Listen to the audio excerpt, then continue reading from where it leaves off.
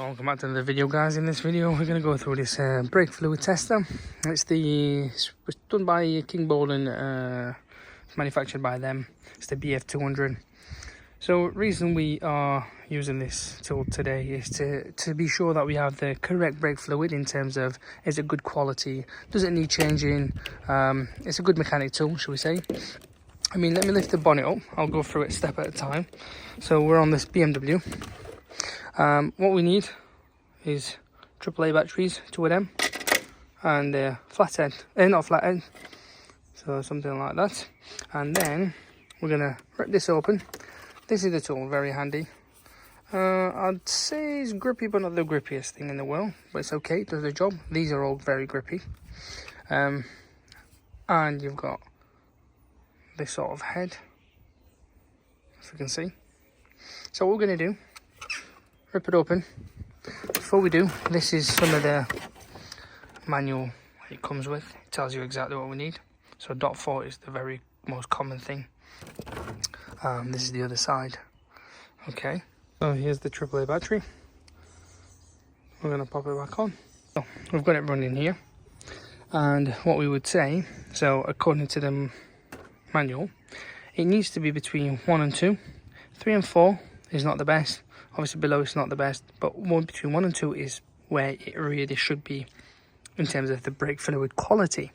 So as far as I remember, BM has their brake fluid. I'll double check. So they are here. Let me just take this off. It's just funny how BM does this like sort of thing, and then you can just always, there you go, usual mechanic job. So this is where you need to be.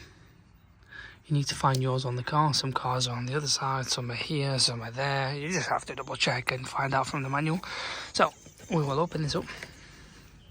And you can see most cars nowadays, the new ones, will have a filter, so you don't put anything bad in there, which will cause brake failures. So we will take this out, well, if I find a way. We've taken it off, and we've got it here.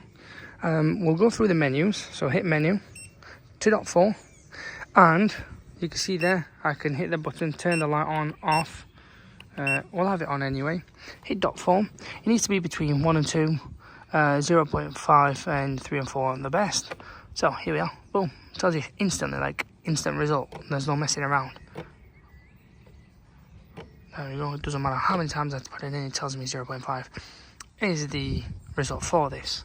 So as you can see, and if you read here as well, it tells you, in order to ensure good braking performance, it is recommended when testing the oil index to reach range of please change the brake oil in time to protect your driving safety.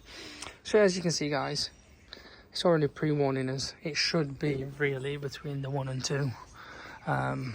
But we do recommend that you do have a tool like this. If you haven't, and we do recommend it if you're in the mechanic world, because it's really handy to inform your customers, or even for yourselves, even if you're doing like a DIY job, you know, you're flipping 1 or 2 cars a year, or you're working on the cars and you want to be sure you have the right stuff.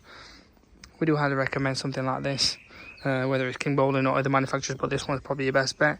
But I do highly recommend that Kingbolen does provide you with some AA batteries, because it didn't come with it.